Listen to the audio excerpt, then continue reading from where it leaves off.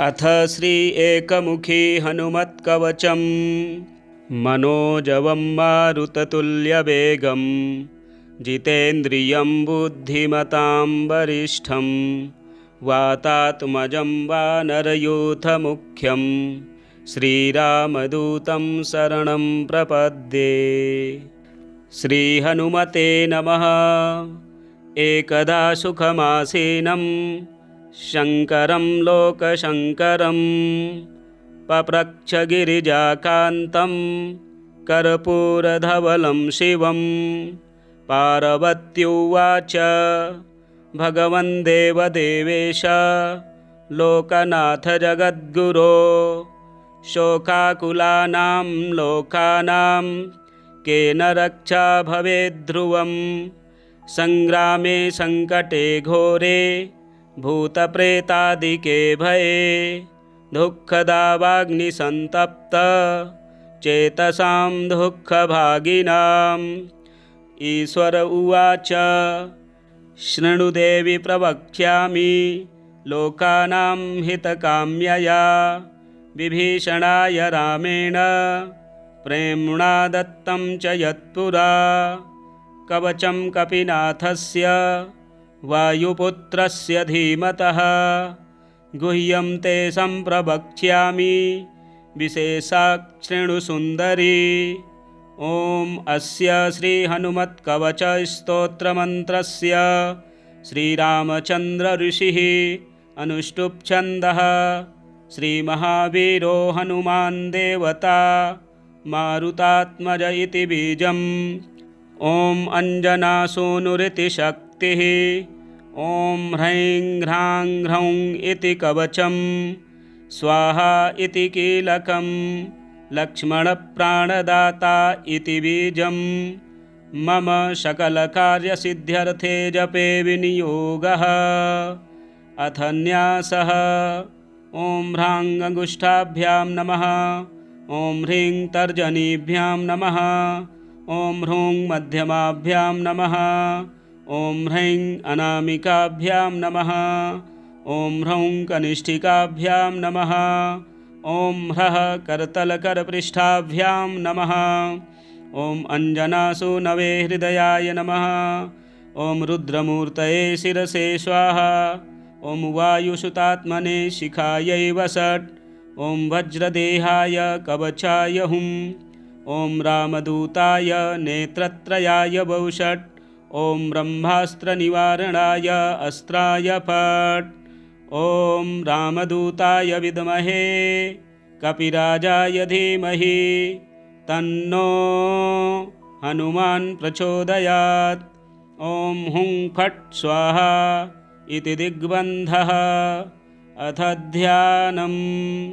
ॐ ध्यायेद्बालदिवाकरधृतिनिभं देवारिदर्पापहं देवेन्द्रप्रमुखप्रशस्तयशसं देदीप्यमानं रुचा सुग्रीवादिसमस्तवानरयुतं सुव्यक्ततत्त्वप्रियं संरक्तारुणलोचनं पवनजं पीताम्बरालङ्कृतम् उद्यन्मार्तण्डकोटिप्रकटरुचियुतं चारुवीरासनस्थं मौञ्जीययज्ञोपवीतारुणरुचिरशिखाशोभितं कुण्डलाङ्गं भक्तानामिष्टदं तं प्रणतमुनिजनं वेदनादप्रमोदं ध्यायेद्देवं विधेवं प्लवगकुलपतिं गोष्पदीभूतवार्धिं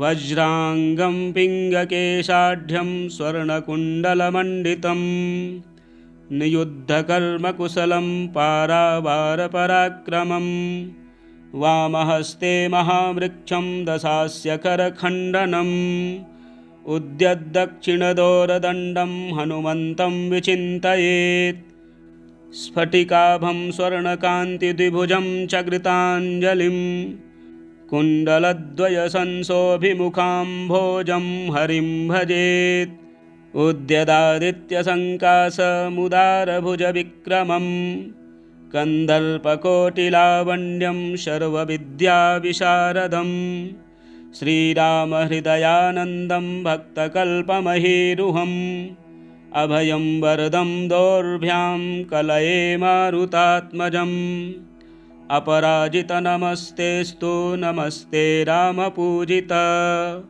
प्रस्थानञ्च करिष्यामि सिद्धिर्भवतु मे सदा यो वारान्निधिमल्पपल्लवमिवोल्लङ्घ्य प्रतापान्वितो वैदेही घनशोकतापहर्णे वैकुण्ठतत्त्वप्रियः अक्षाद्यर्चितराक्षसेश्वरमहादर्पापहारी सोऽयं वानरपुङ्गवोऽवतु सदा युष्मान् समीरात्मजः वज्राङ्गं पिङ्गकेशं कनकमयलसत्कुण्डलाक्रान्तगण्डं नानाविद्याधिनाथं करतलविधृतं पूर्णकुम्भं दृढं च भक्ताभीष्टाधिकारं विदधति च सदा सर्वदा सुप्रसन्नं त्रैलोक्यत्राणकारं सकलभुवनगं रामदूतं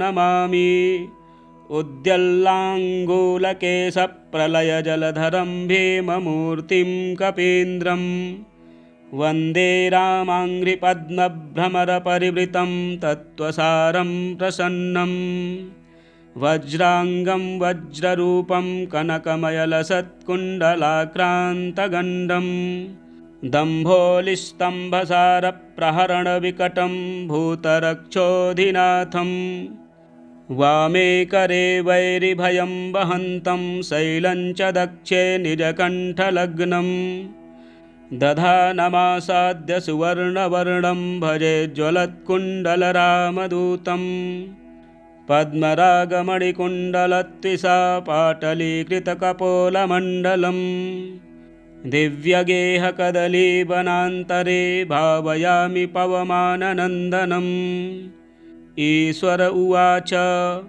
इति वदति विशेषाद्राघवो राक्षसेन्द्रं प्रमुदितवरचित्तो रावणस्यानुजोः रघुवरवरदूतं पूजयामास भूयः स्तुतिभिरकृतार्थः स्वं परं मन्यमानः वन्दे विद्युद्वलयसुभगस्वर्णयज्ञोपवीतं कर्णद्वन्द्वे कनकरुचिरे कुण्डले धारयन्तम् उच्चैर्हस्यद्युमणिकिरणश्रेणिसम्भाविताङ्गं शत्कौपीनं कपिवरवृतं कामरूपं कपीन्द्रं मनोजवं मारुततुल्यवेगं जितेन्द्रियं बुद्धिमतां वरिष्ठं वातात्मजं वानरयूथमुख्यं श्रीरामदूतं सततं स्मरामि।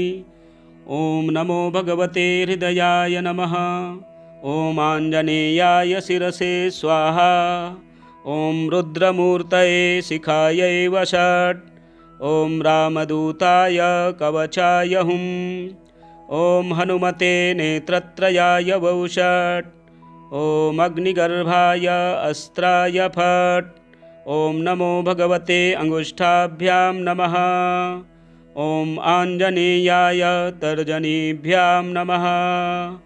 ॐ रुद्रमूर्तये मध्यमाभ्यां नमः। ॐ वायुसूनवे अनामिकाभ्यां नमः। ॐ हनुमते कनिष्ठिकाभ्यां नमः। ॐ अग्निगर्भाय करतलकरपृष्ठाभ्यां नमः। अथ मंत्र उच्यते।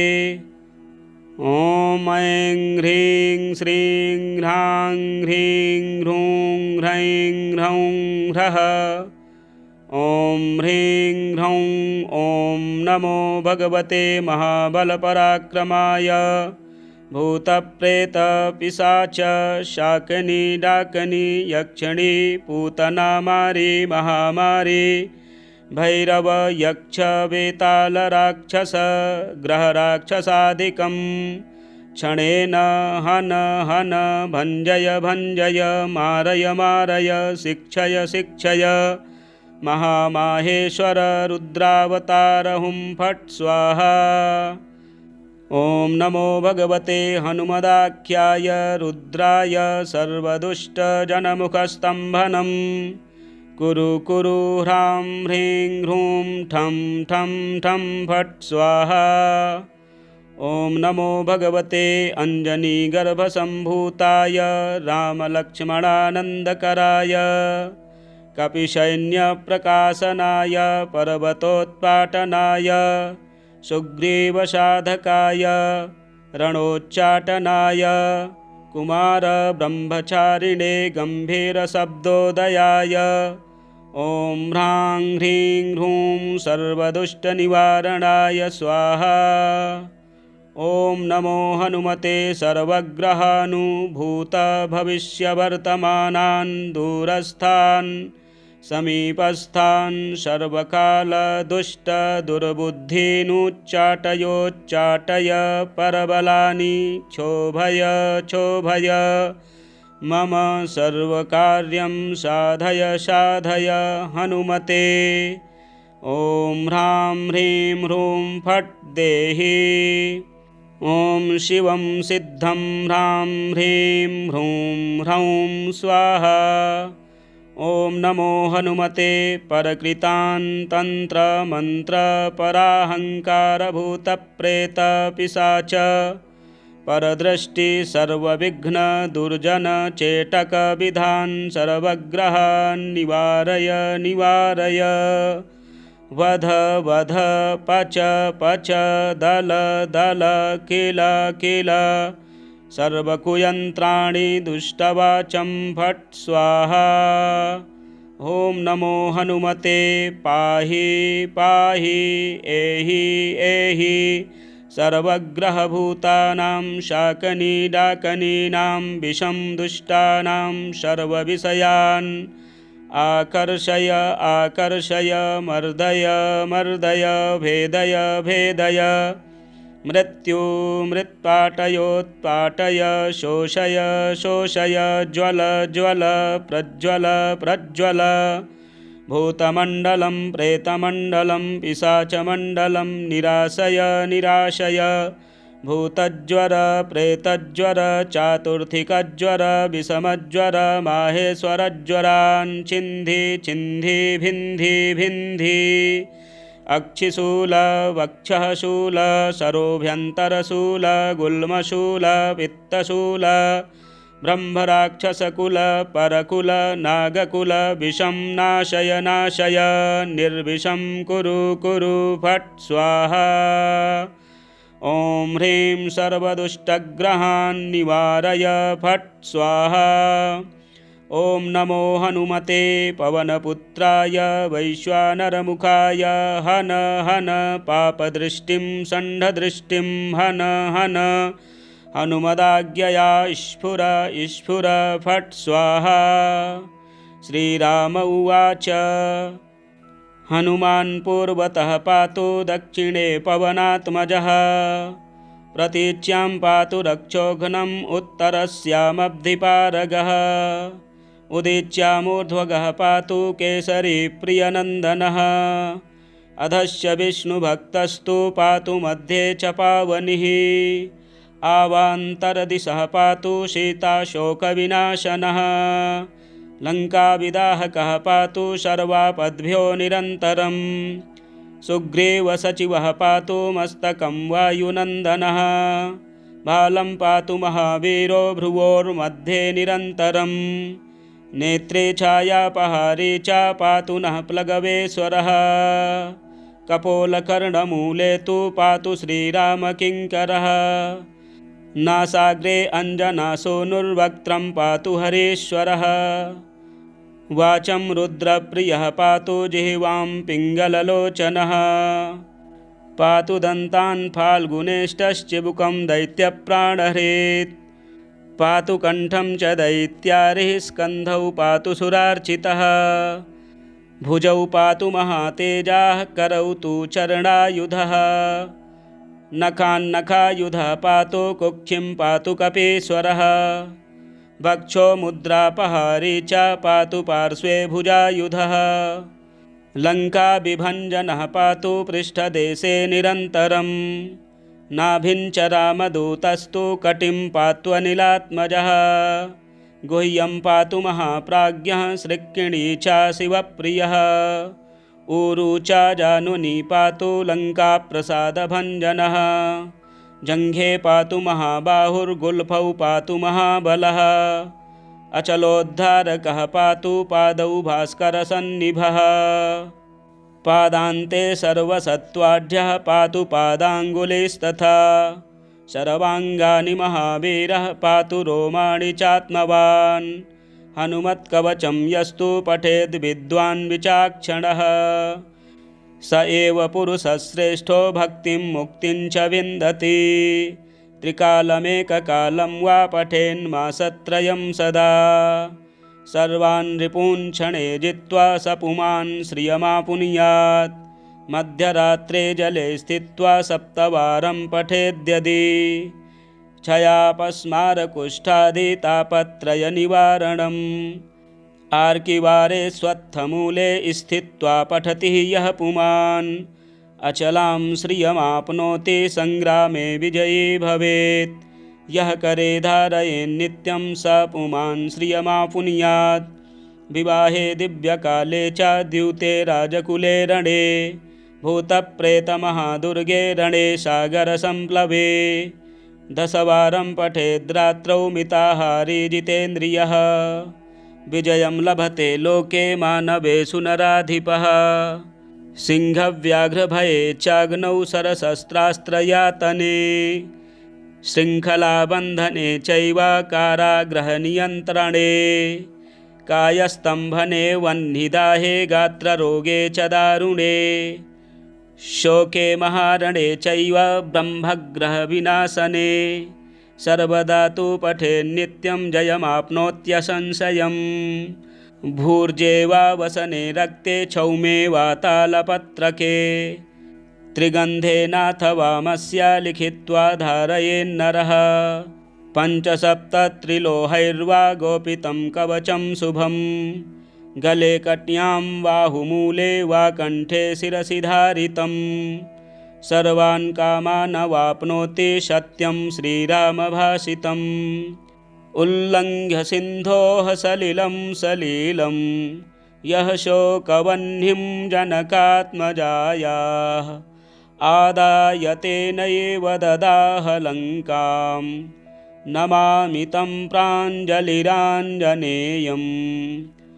ॐ हनुमानञ्जनाशोनुर्वायुपुत्रो महाबलः श्रीरामेष्टः फाल्गुनसखः पिङ्गाक्षोमितविक्रमः उदधिक्रमणश्चैव सीताशोकविनाशनः लक्ष्मणप्राणदाता च दशग्रीवस्य दर्पः 12 नामानि कपीन्द्रस्य महात्मनः स्वापकाले प्रबोधे च यात्राकाले च यः पठेत् तस्य सर्वभयं नास्ति रणे च विजयी भवेत् धनधान्यं भवेत् तस्य दुःखं नैव कदाचन ॐ ब्रह्मणोजवं मारुततुल्यवेगं जितेन्द्रियं बुद्धिमतां वरिष्ठं वातात्मजं वानरयूथमुख्यं श्रीरामदूतं शरणं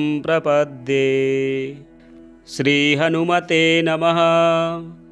एकदा सुखमासीनं शङ्करं लोकशङ्करं पप्रच्छ गिरिजाकान्तं कर्पूरधवलं शिवं पार्वत्युवाच भगवन् देवदेवेश लोकनाथ जगद्गुरो शोकाकुलानां लोकानां केन रक्षा भवेद्ध्रुवं संग्रामे संकटे घोरे भूतप्रेतादिके भये दुःखदावाग्निसन्तप्त चेतसां दुःखभागिनाम् ईश्वर उवाच शृणुदेवि प्रवक्ष्यामि लोकानां हितकाम्यया विभीषणाय रामेण प्रेम्णा दत्तं च यत्पुरा कवचं कपिनाथस्य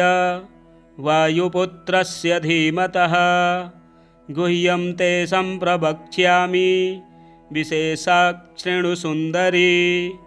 ॐ अस्य श्रीहनुमत्कवचस्तोत्रमन्त्रस्य श्रीरामचन्द्र ऋषिः अनुष्टुप् छन्दः श्रीमहावीरो हनुमान् देवता मारुतात्मज इति बीजम्। ॐ अञ्जनासूनुरिति शक्तिः। ॐ ह्रैं ह्रां ह्रौं इति कवचं स्वाहा इति कीलकं लक्ष्मणप्राणदाता इति बीजं मम सकलकार्यसिद्ध्यर्थे जपे विनियोगः। अथ न्यासः। ॐ ह्रां अङ्गुष्ठाभ्यां नमः।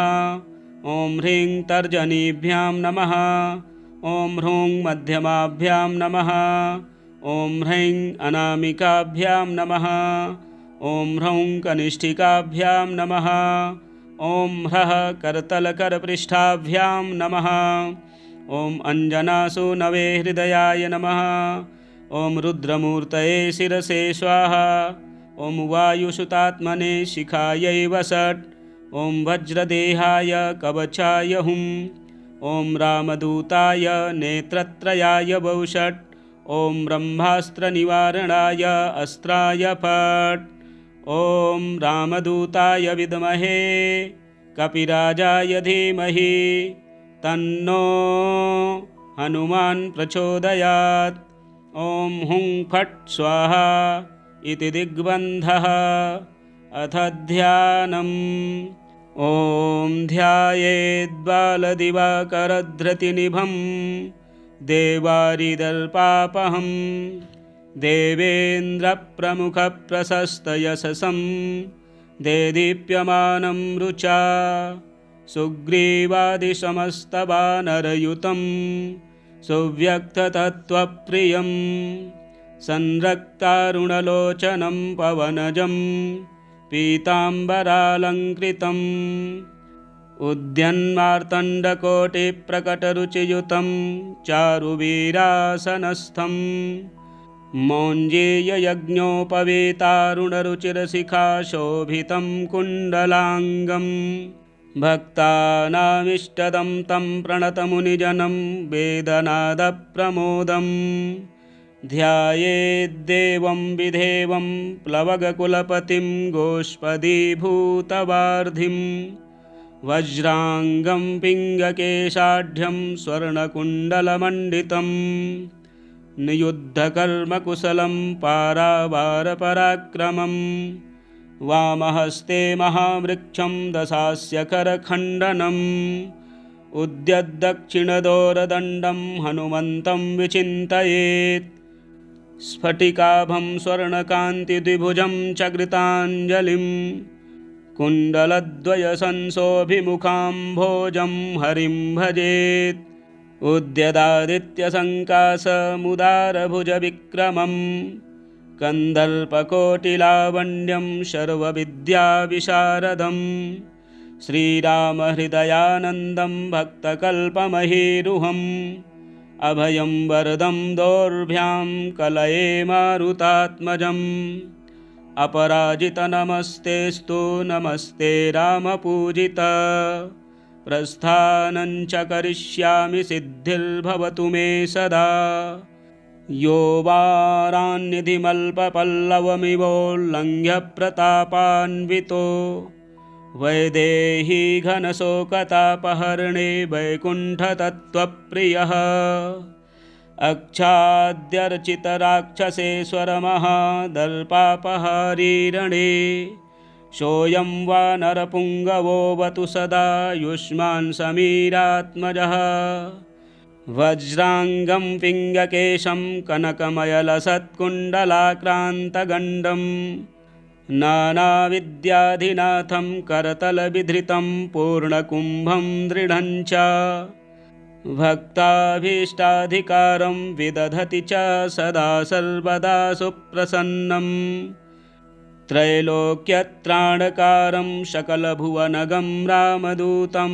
नमामि उद्यल्लाङ्गूलकेशप्रलयजलधरं भीममूर्तिं कपीन्द्रं वन्दे रामाङ्घ्रिपद्मभ्रमरपरिवृतं तत्त्वसारं प्रसन्नं वज्राङ्गं वज्ररूपं कनकमयलसत्कुण्डलाक्रान्तगण्डं दम्भोलिस्तम्भसारप्रहरणविकटं भूतरक्षोधिनाथं वामे करे वैरिभयं वहन्तं शैलं च दक्षे निजकण्ठलग्नं दधानमासाद्य सुवर्णवर्णं भजे ज्वलत्कुण्डलरामदूतं पद्मरागमणिकुण्डलत्विषा पाटलीकृतकपोलमण्डलं दिव्यगेहकदलीवनान्तरे भावयामि पवमाननन्दनम् ईश्वर उवाच इति वदति विशेषाद्राघवो राक्षसेन्द्रं प्रमुदितवरचित्तो रावणस्यानुजोः रघुवरवरदूतं पूजयामास भूयः स्तुतिभिरकृतार्थः स्वं परं मन्यमानः वन्दे विद्युद्वलयसुभगस्वर्णयज्ञोपवीतं कर्णद्वन्द्वे कनकरुचिरे कुण्डले धारयन्तम् उच्चैर्हस्यद्युमणिकिरणश्रेणिसम्भाविताङ्गं शत्कौपीनं कपिवरवृतं कामरूपं कपीन्द्रं मनोजवं मारुततुल्यवेगं जितेन्द्रियं बुद्धिमतां वरिष्ठं वातात्मजं वानरयूथमुख्यं श्रीरामदूतं सततं स्मरामि। ॐ नमो भगवते हृदयाय नमः। ॐ आञ्जनेयाय शिरसे स्वाहा। ॐ रुद्रमूर्तये शिखायै वषट्। ॐ रामदूताय कवचाय हुं। ॐ हनुमते नेत्रत्रयाय वौषट्। ॐ अग्निगर्भाय अस्त्राय फट्। ॐ नमो भगवते अंगुष्ठाभ्यां नमः। ॐ आञ्जनेयाय तर्जनीभ्यां नमः। ॐ रुद्रमूर्तये मध्यमाभ्यां नमः। ॐ वायुसूनवे अनामिकाभ्यां नमः। ॐ हनुमते कनिष्ठिकाभ्यां नमः। ॐ अग्निगर्भाय करतलकरपृष्ठाभ्यां नमः। अथ मंत्र उच्यते। ॐ ऐं ह्रीं श्रीं ह्रां ह्रीं ह्रूं ह्रैं ह्रौं ह्रः। ॐ ह्रीं ह्रौं ॐ नमो भगवते महाबलपराक्रमाय भूतप्रेतपिशाच शाकिनी डाकिनी यक्षिणी पूतनामारी महामारी भैरव यक्ष वेताल राक्षस ग्रहराक्षसादिकं क्षणेन हन हन भञ्जय भञ्जय मारय मारय शिक्षय शिक्षय महामाहेश्वर रुद्रावतार हुं फट् स्वाहा। ॐ नमो भगवते हनुमदाख्याय रुद्राय सर्वदुष्टजनमुखस्तम्भनं कुरु कुरु ह्रां ह्रीं ह्रूं ठं ठं ठं फट् स्वाहा। ॐ नमो भगवते अञ्जनीगर्भसम्भूताय रामलक्ष्मणानन्दकराय कपिसैन्यप्रकाशनाय पर्वतोत्पाटनाय सुग्रीवसाधकाय रणोच्चाटनाय कुमारब्रह्मचारिणे गम्भीरशब्दोदयाय ॐ ह्रां ह्रीं ह्रूं सर्वदुष्टनिवारणाय स्वाहा। ॐ नमो हनुमते सर्वग्रहानुभूतभविष्यवर्तमानान् दूरस्थान् समीपस्थान् सर्वकालदुष्टदुर्बुद्धीनुच्चाटयोच्चाटय परबलानि क्षोभय क्षोभय मम सर्वकार्यं साधय साधय हनुमते। ॐ ह्रां ह्रीं ह्रूं फट् देहि। ॐ शिवं सिद्धं ह्रां ह्रीं ह्रूं ह्रौं स्वाहा। ॐ नमो हनुमते परकृतान्तन्त्रमन्त्रपराहङ्कारभूतप्रेतपिशाच परदृष्टि सर्वविघ्नदुर्जनचेटकविधान् सर्वग्रहान् निवारय निवारय। वध वध पच पच दल दल किल किल सर्वकुयन्त्राणि दुष्टवाचं फट् स्वाहा।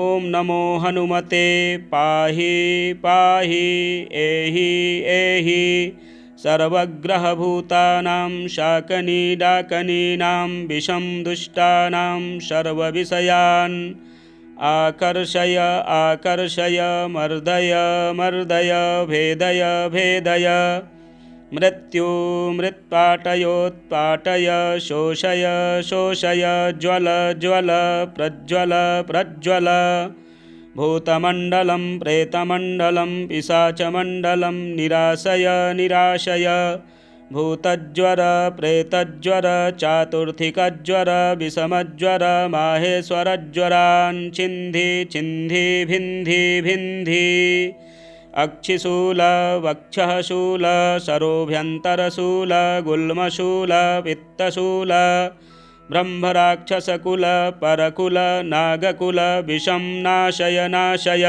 निर्विषं कुरु कुरु फट् स्वाहा। ॐ ह्रीं सर्वदुष्टग्रहान् निवारय फट् स्वाहा। ॐ नमो हनुमते पवनपुत्राय वैश्वानरमुखाय हन हन पापदृष्टिं षण्ढदृष्टिं हन हन हनुमदाज्ञया स्फुर स्फुर फट् स्वाहा। श्रीराम उवाच हनुमान् पूर्वतः पातु दक्षिणे पवनात्मजः प्रतीच्यां पातु रक्षोघ्नम् उत्तरस्यामब्धिपारगः उदीच्यामूर्ध्वगः पातु केसरी प्रियनन्दनः अधश्च विष्णुभक्तस्तु पातु मध्ये च पावनिः आवान्तरदिशः पातु सीताशोकविनाशनः लङ्काविदाहकः पातु सर्वापद्भ्यो निरन्तरम् सुग्रीवसचिवः पातु मस्तकं वायुनन्दनः बालं पातु महावीरो भ्रुवोर्मध्ये निरन्तरम् नेत्रे छायापहारे च पातु नः प्लगवेश्वरः कपोलकर्णमूले तु पातु श्रीरामकिङ्करः नासाग्रे अञ्जनासूनुर्वक्त्रं पातु हरीश्वरः वाचं रुद्रप्रियः पातु जिह्वां पिङ्गललोचनः पातु दन्तान् फाल्गुनेष्टश्चिबुकं दैत्यप्राणहरेत् पातु कण्ठं च दैत्यारिः स्कन्धौ पातु सुरार्चितः भुजौ पातु महातेजाः करौ तु चरणायुधः नखान्नखायुधः पातु कुक्षिं पातु कपीश्वरः वक्षो मुद्रापहारी च पातु पार्श्वे भुजायुधः लङ्काभिभञ्जनः पातु पृष्ठदेशे निरन्तरम् नाभिं च रामदूतस्तु कटिं पात्वनिलात्मजः गुह्यं पातु महाप्राज्ञः सृक्किणी च शिवप्रियः ऊरू च जानुनी पातु लङ्काप्रसादभञ्जनः जङ्घे पातु महाबाहुर्गुल्फौ पातु महाबलः अचलोद्धारकः पातु पादौ भास्करसन्निभः पादान्ते सर्वसत्त्वाढ्यः पातु पादाङ्गुलीस्तथा सर्वाङ्गानि महावीरः पातु रोमाणि चात्मवान् हनुमत्कवचं यस्तु पठेद् विद्वान् विचाक्षणः स एव पुरुषश्रेष्ठो भक्तिं मुक्तिं च विन्दति त्रिकालमेककालं वा पठेन्मासत्रयं सदा सर्वान् रिपून् क्षणे जित्वा स पुमान् श्रियमापुनुयात् मध्यरात्रे जले स्थित्वा सप्तवारं पठेद्यदि क्षयापस्मारकुष्ठादितापत्रयनिवारणम् आर्किवारे स्वत्थमूले स्थित्वा पठति यः पुमान् अचलां श्रियमाप्नोति संग्रामे विजयी भवेत् यः करे धारयेन्नित्यं स पुमान् श्रियमापुनुयात् विवाहे दिव्यकाले च द्यूते राजकुले रणे भूतप्रेतमहादुर्गे रणे सागरसम्प्लवे 10 वारं पठेद्रात्रौ मिताहारी जितेन्द्रियः विजयं लभते लोके मानवेषु नराधिपः सिंहव्याघ्रभये चाग्नौ सरशस्त्रास्त्रयातने शृङ्खलाबन्धने चैव कारागृहनियन्त्रणे कायस्तम्भने वह्निदाहे गात्ररोगे च दारुणे शोके महारणे चैव ब्रह्मग्रहविनाशने सर्वदा तु पठेन्नित्यं जयमाप्नोत्यसंशयम् भूर्जे वा वसने रक्ते क्षौमे वा तालपत्रके त्रिगन्धेनाथवामस्य लिखित्वा धारयेन्नरः 5-7 गोपितं कवचं शुभं गले कट्यां बाहुमूले वा कण्ठे शिरसि धारितं सर्वान् कामान् वाप्नोति सत्यं श्रीरामभाषितम् उल्लङ्घ्य सिन्धोः सलिलं सलीलं यः शोकवह्निं जनकात्मजायाः आदाय तेन एव ददाह लङ्कां नमामि तं प्राञ्जलिराञ्जनेयम् ॐ हनुमानञ्जनाशोनुर्वायुपुत्रो महाबलः श्रीरामेष्टः फाल्गुनसखः पिङ्गाक्षोमितविक्रमः उदधिक्रमणश्चैव सीताशोकविनाशनः लक्ष्मणप्राणदाता च दशग्रीवस्य दर्पः 12 नामानि कपीन्द्रस्य महात्मनः स्वापकाले प्रबोधे च यात्राकाले च यः पठेत् तस्य सर्वभयं नास्ति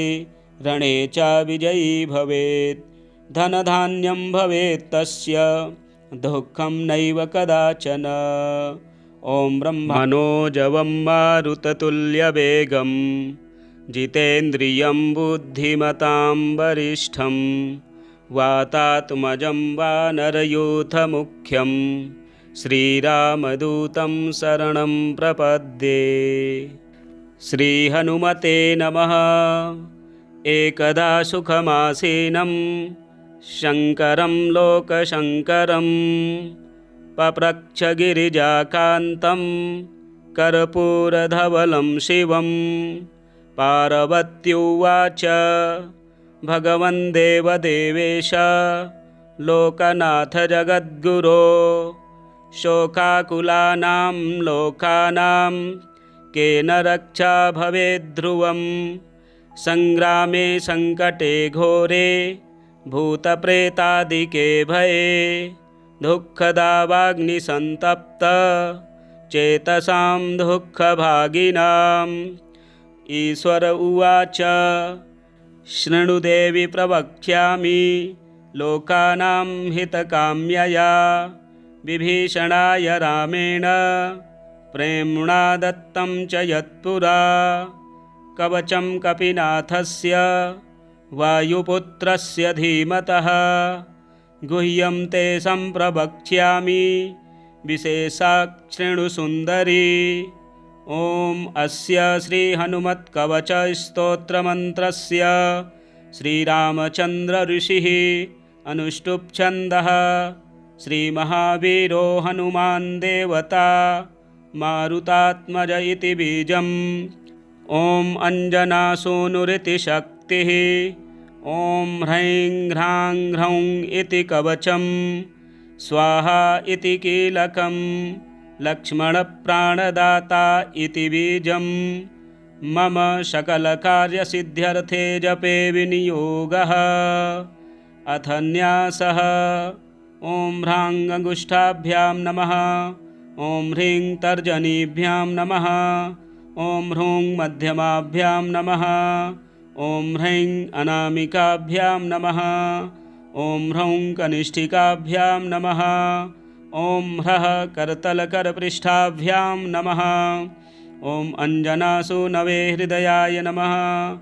ॐ रुद्रमूर्तये शिरसे स्वाहा। ॐ वायुसुतात्मने शिखायै वषट्। ॐ वज्रदेहाय कवचाय हुं। ॐ रामदूताय नेत्रत्रयाय वौषट् ॐ ब्रह्मास्त्रनिवारणाय अस्त्राय फट् ॐ रामदूताय विद्महे कपिराजाय धीमहि तन्नो हनुमान् प्रचोदयात्। ॐ हुं फट् स्वाहा इति दिग्बन्धः। अथ ध्यानम्।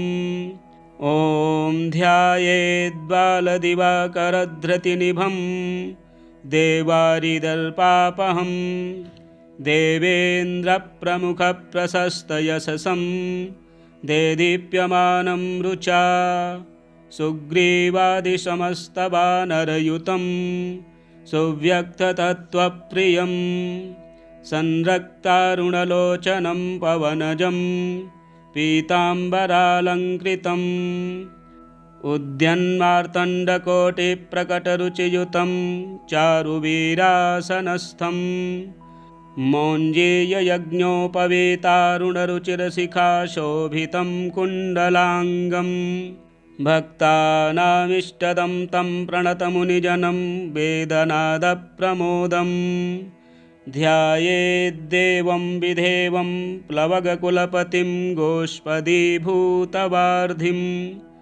वज्राङ्गं पिङ्गकेशाढ्यं स्वर्णकुण्डलमण्डितं नियुद्धकर्मकुशलं पारावारपराक्रमं वामहस्ते महावृक्षं दशास्यकरखण्डनम् उद्यद्दक्षिणदोरदण्डं हनुमन्तं विचिन्तयेत् स्फटिकाभं स्वर्णकान्तिद्विभुजं च कृताञ्जलिं कुण्डलद्वयसंशोभिमुखाम्भोजं हरिं भजेत् उद्यदादित्यसङ्कासमुदारभुजविक्रमं कन्दर्पकोटिलावण्यं सर्वविद्याविशारदं श्रीरामहृदयानन्दं भक्तकल्पमहीरुहम् अभयं वरदं दोर्भ्यां कलये मारुतात्मजम् अपराजितनमस्तेऽस्तु नमस्ते रामपूजित प्रस्थानं च करिष्यामि सिद्धिर्भवतु मे सदा यो वारान्निधिमल्पपल्लवमिवोल्लङ्घ्य प्रतापान्वितो वैदेही घनशोकतापहरणे वैकुण्ठतत्त्वप्रियः अक्षाद्यर्चितराक्षसेश्वरमहादर्पापहारी सोऽयं वानरपुङ्गवोऽवतु सदा युष्मान् समीरात्मजः वज्राङ्गं पिङ्गकेशं कनकमयलसत्कुण्डलाक्रान्तगण्डं नानाविद्याधिनाथं करतलविधृतं पूर्णकुम्भं दृढं च भक्ताभीष्टाधिकारं विदधति च सदा सर्वदा सुप्रसन्नं त्रैलोक्यत्राणकारं सकलभुवनगं रामदूतं नमामि उद्यल्लाङ्गूलकेशप्रलयजलधरं भीममूर्तिं कपीन्द्रं वन्दे रामाङ्घ्रिपद्मभ्रमरपरिवृतं तत्त्वसारं प्रसन्नं वज्राङ्गं वज्ररूपं कनकमयलसत्कुण्डलाक्रान्तगण्डं दम्भोलिस्तम्भसारप्रहरणविकटं भूतरक्षोधिनाथं वामे करे वैरिभयं वहन्तं शैलं च दक्षे निजकण्ठलग्नं दधानमासाद्य सुवर्णवर्णं भजे ज्वलत्कुण्डलरामदूतं पद्मरागमणिकुण्डलत्विषा पाटलीकृतकपोलमण्डलं दिव्यगेहकदलीवनान्तरे भावयामि पवमाननन्दनम् ईश्वर उवाच इति वदति विशेषाद्राघवो राक्षसेन्द्रं प्रमुदितवरचित्तो रावणस्यानुजोः रघुवरवरदूतं पूजयामास भूयः स्तुतिभिरकृतार्थः स्वं परं मन्यमानः वन्दे विद्युद्वलयसुभगस्वर्णयज्ञोपवीतं कर्णद्वन्द्वे कनकरुचिरे कुण्डले धारयन्तम् उच्चैर्हस्यद्युमणिकिरणश्रेणिसम्भाविताङ्गम् शत्कौपीनं कपिवरवृतं कामरूपं कपीन्द्रम् मनोजवं मारुततुल्यवेगं जितेन्द्रियं बुद्धिमतां वरिष्ठं वातात्मजं वानरयूथमुख्यं श्रीरामदूतं सततं स्मरामि। ॐ नमो भगवते हृदयाय नमः। ॐ आञ्जनेयाय शिरसे स्वाहा। ॐ रुद्रमूर्तये शिखायै वषट्। ॐ रामदूताय कवचाय हुं। ॐ हनुमते नेत्रत्रयाय वौषट्। ॐ अग्निगर्भाय अस्त्राय फट्। ॐ नमो भगवते अंगुष्ठाभ्यां नमः। ॐ आञ्जनेयाय तर्जनीभ्यां नमः। ॐ रुद्रमूर्तये मध्यमाभ्यां नमः। ॐ वायुसूनवे अनामिकाभ्यां नमः।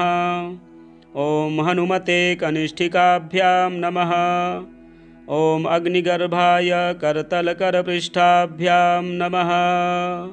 अथ मन्त्र उच्यते। ॐ ऐं ह्रीं श्रीं ह्रां ह्रीं ह्रूं ह्रैं ह्रौं ह्रः। ॐ ह्रीं ह्रौं ॐ नमो भगवते महाबलपराक्रमाय भूतप्रेतपिशाच शाकिनी डाकिनी यक्षिणी पूतना मारी महामारी भैरव यक्ष वेताल राक्षस ग्रहराक्षसादिकं क्षणेन हन हन भञ्जय भञ्जय मारय मारय शिक्षय शिक्षय महामाहेश्वर रुद्रावतार हुं फट् स्वाहा।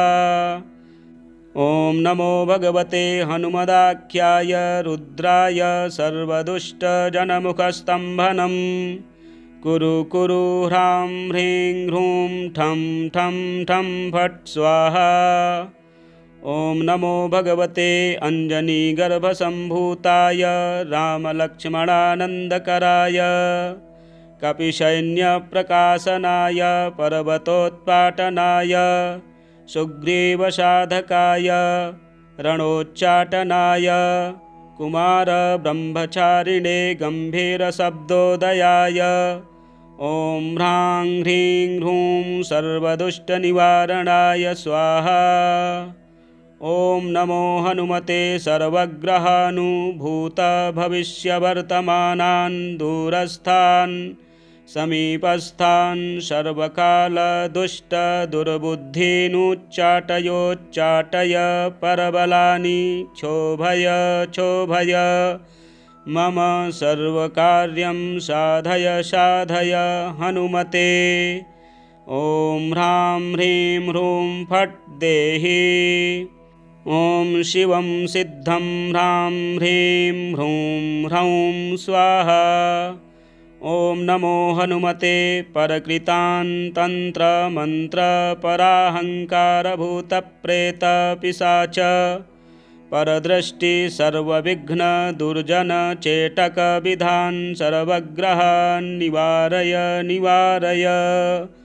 वध वध पच पच दल दल किल किल सर्वकुयन्त्राणि दुष्टवाचं फट् स्वाहा।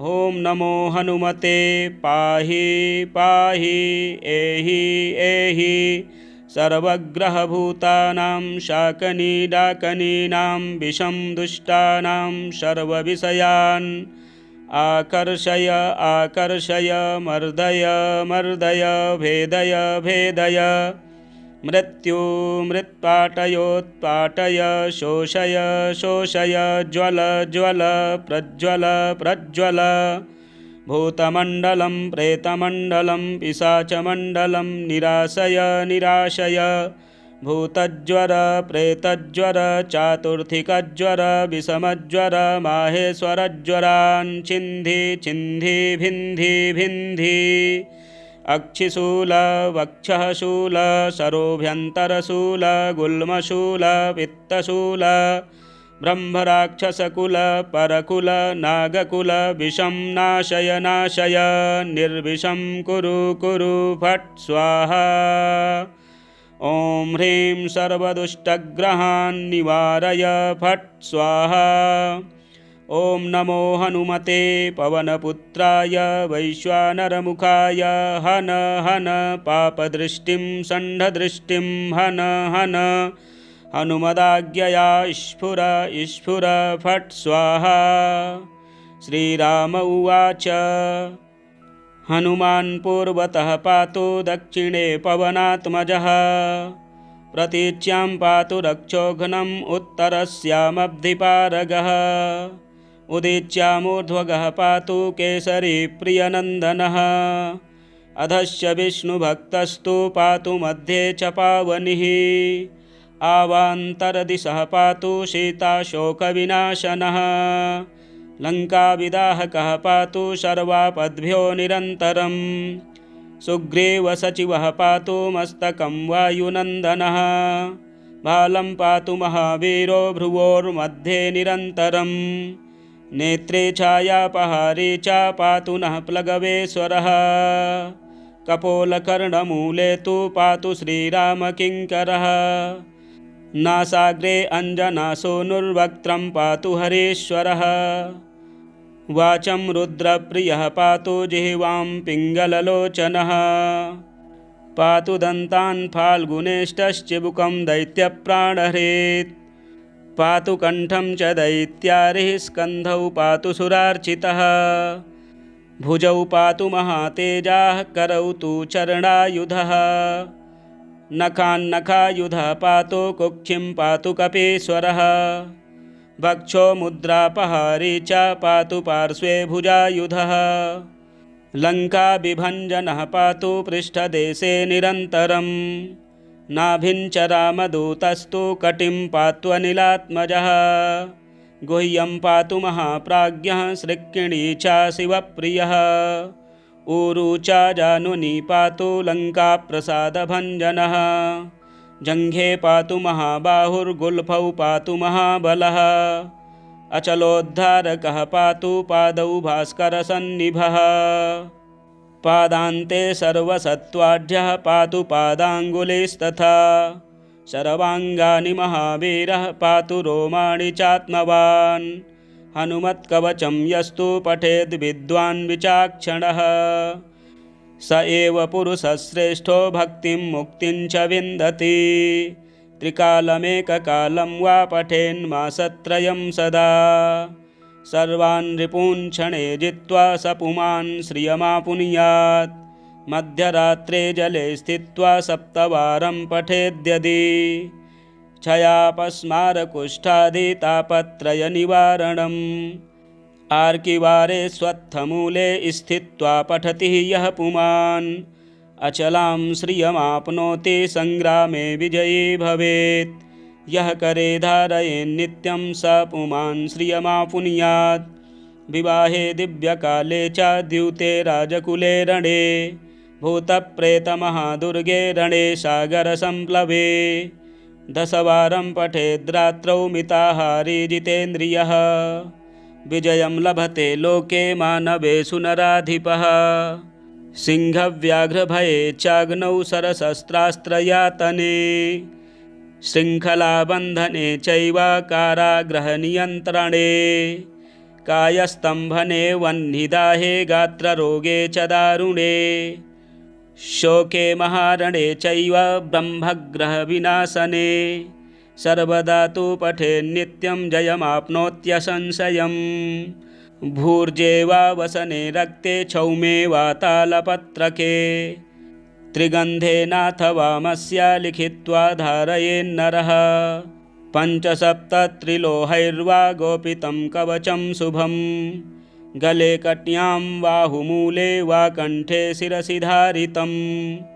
सर्वान् कामान् वाप्नोति सत्यं श्रीरामभाषितम् उल्लङ्घ्य सिन्धोः सलिलं सलीलं यः शोकवह्निं जनकात्मजायाः आदाय तेनैव ददाह लङ्कां नमामि तं प्राञ्जलिराञ्जनेयम्।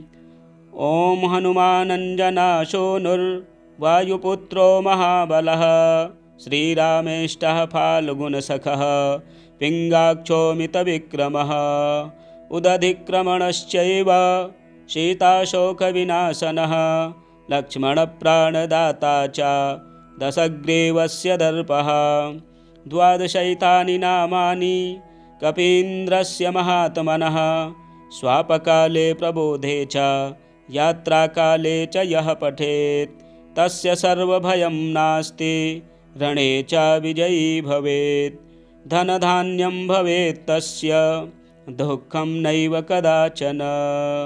ॐ ब्रह्माण्डपुराणान्तर्गते नारद अगस्त्य संवादे श्रीरामचन्द्रकथित पंचमुखे एकमुखी हनुमत्कवचम संपूर्णम। प्रिय दर्शकों, भगवान श्री राम जी के द्वारा कहा गया यह हनुमान जी का कवच बहुत ही प्रभावशाली है। इसका पाठ श्रवण करने से आपके संपूर्ण मनोरथ सिद्ध होंगे। आप पाठ अवश्य करें अथवा श्रवण करें। यदि हमारे चैनल में नए हैं तो चैनल को सब्सक्राइब करें एवं बेल आइकन के बटन को दबाएं ताकि आगामी वीडियो की सूचना आपको मिल सके। मिलते हैं अगले वीडियो में। जय श्री राम।